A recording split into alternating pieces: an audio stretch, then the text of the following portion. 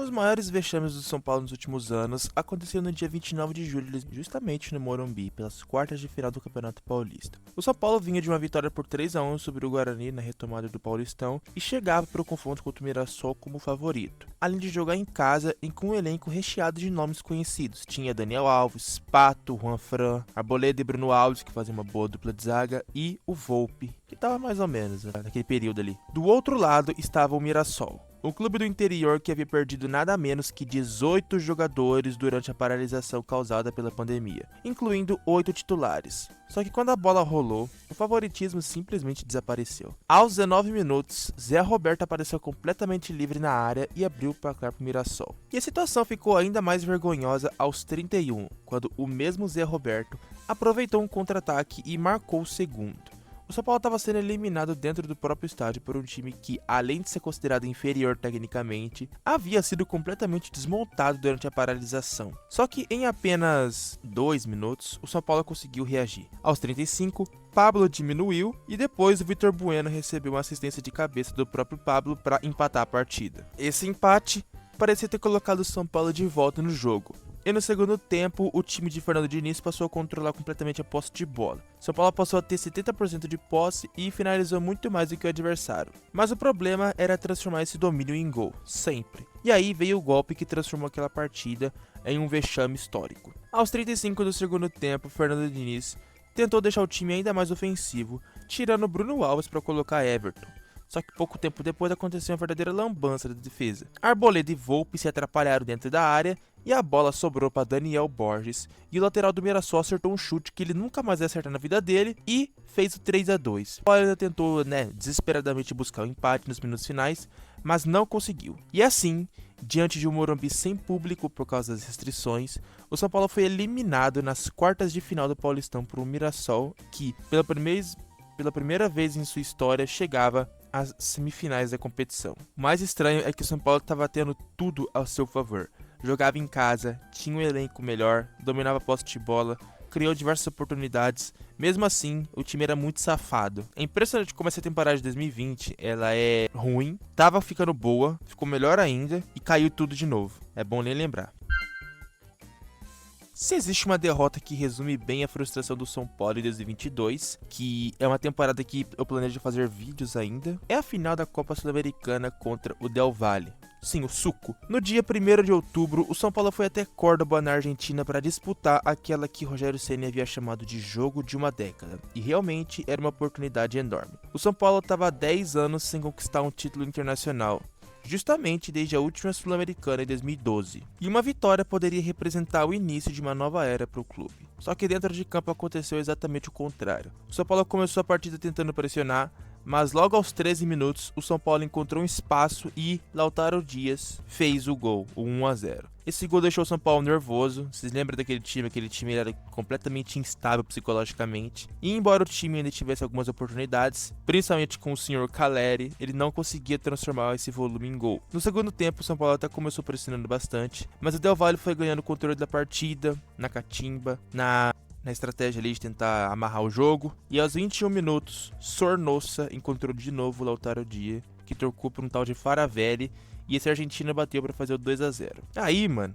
esquece. A partir daí, o São Paulo perdeu completamente a cabeça. O time passou a buscar o gol de maneira desorganizada, abusando das bolas longas, enquanto o Independente Del Valle estava muito mais tranquilo, controlava a posse de bola, administrava a vantagem e tudo mais. Para piorar, o Caleri depois recebeu o segundo amarelo nos acréscimos e foi expulso. Diego Costa, o zagueiro, também recebeu vermelho e foi expulso. Então a gente terminou com 2-0 no lombo e 2 a menos. É só, mano. E foi isso aí, vice.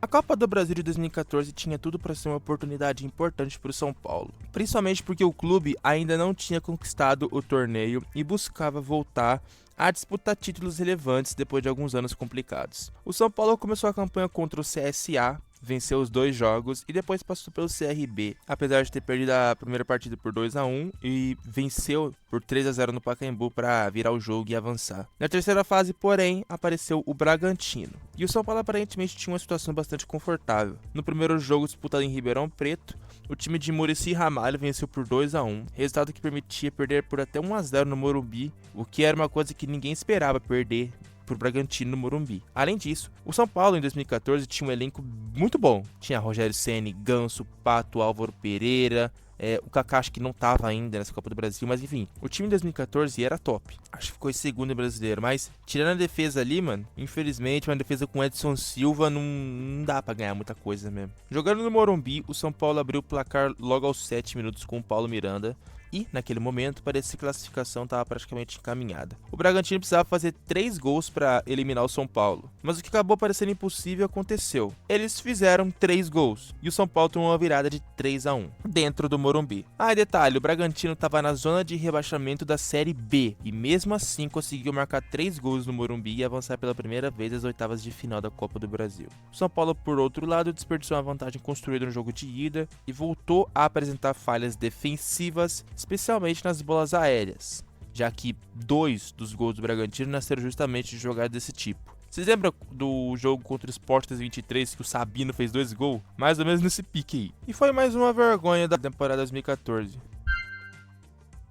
O Campeonato Paulista de 90 foi, sem dúvidas, uma das páginas mais vergonhosas da história de São Paulo. O time comandado pelo uruguaio Pablo Forlán fez uma campanha simplesmente ridícula para os padrões do clube e terminou na 15ª colocação entre 24 participantes, a pior posição do São Paulo em toda a história. Na primeira fase, o São Paulo não conseguiu ficar entre os classificados para a fase decisiva e acabou precisando disputar uma repescagem para tentar sobreviver na competição. O cenário era tão ruim que na última rodada o São Paulo precisava vencer o Noroeste e ainda torcer por um tropeço do Botafogo de Ribeirão Preto. O São Paulo fez a sua parte e aplicou uma goleada de 6-1 sobre o Noroeste, mas o Botafogo empatou em 0-0 com o Inter de Limeira e ficou com a vaga. Com isso, o São Paulo estava eliminado do Paulistão de 90. Eliminado. E é justamente daí que começa uma das maiores confusões envolvendo o clube. Durante décadas, espalhou-se a notícia de que o São Paulo foi rebaixado para a segunda divisão em 90. Jornais da época chegaram a noticiar o suposto rebaixamento, o que ajudou a transformar a história em uma espécie de verdade popular. Só que existe um detalhe fundamental. O regulamento do Paulista de 90 não previa rebaixamento. Eu não sei de onde que... Mano, acho que era... Tinha corintiano na Folha de São Paulo, não é possível. O próprio regulamento dizia expressamente que naquela edição não haveria descenso. O que aconteceu foi que o desempenho de 1990 determinou como os clubes seriam distribuídos no Campeonato Paulista de 91. Os 14 melhores classificados formariam o Grupo 1, enquanto os 10 clubes que não avançaram entre eles, o São Paulo, ficariam no Grupo 2, junto com 4 equipes que haviam subido da divisão especial. E foi justamente essa divisão que criou a impressão de que o São Paulo tinha sido rebaixado. O São Paulo só ficou num grupo mais fraco por causa de uma campanha patética, enquanto Corinthians, Palmeiras e Santos foram para um grupo mais forte, vamos dizer assim, que era o grupo 1. Mas o São Paulo ganhou o Paulistão de 91 sobre o Corinthians. Então como que foi rebaixado? Me explica. Tanto que o próprio perfil do Paulistão respondeu isso em 2021. Não vai nem muito tempo. Perguntaram pra eles no Instagram lá se o São Paulo tinha sido rebaixado e eles falaram mentira, falando que não havia descenso. Então toma aí, ó.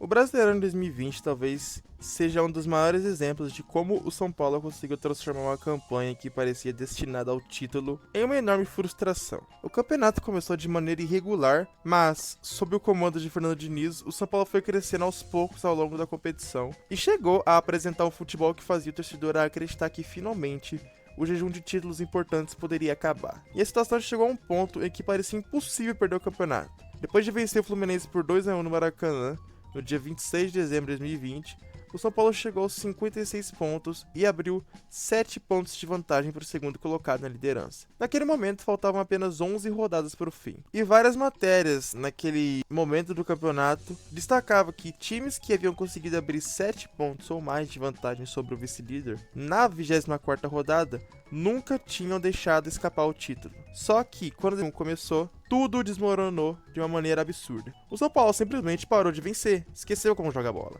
Nos 5 primeiros jogos do ano foram 3 derrotas e 2 empates. E a vantagem, que parecia praticamente impossível de ser perdida, começou a desaparecer rodada após rodada. O pior momento veio no dia 20 de janeiro de 2021.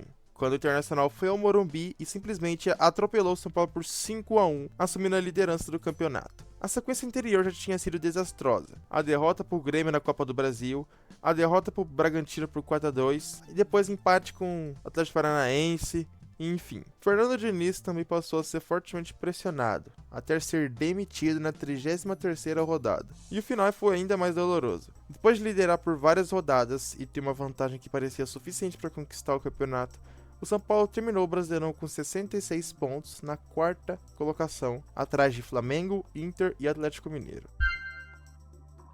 O jogo aconteceu no dia 22 de novembro, pela 36ª rodada do Brasileirão, lá na Arena Corinthians, e o contexto já era complicado. Enquanto o Corinthians já entrava em campo campeão, eles estavam só cumprindo tabela ali, o São Paulo brigava por uma vaga no G4, normal, uma vaga na Libertadores e isso aí. Só que ninguém imaginava o que aconteceria naquela tarde. E talvez o mais humilhante seja justamente o fato de o Corinthians ter entrado justamente com 3 titulares, ou seja, o resto era todo reserva, porque eles já estavam pensando na comemoração do título. Mesmo assim, nós tomamos um pau de 6-1. O primeiro tempo foi um verdadeiro massacre.